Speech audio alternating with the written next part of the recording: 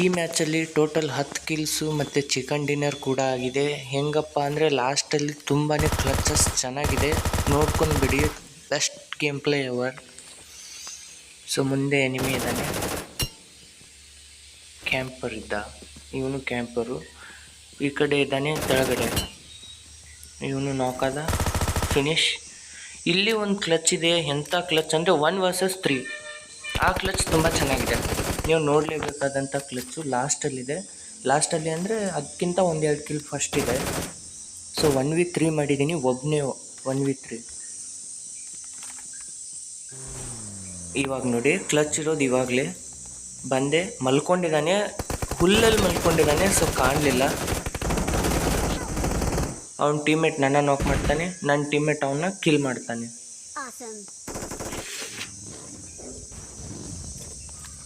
So ಇಲ್ಲಿ ಬಂದೆ.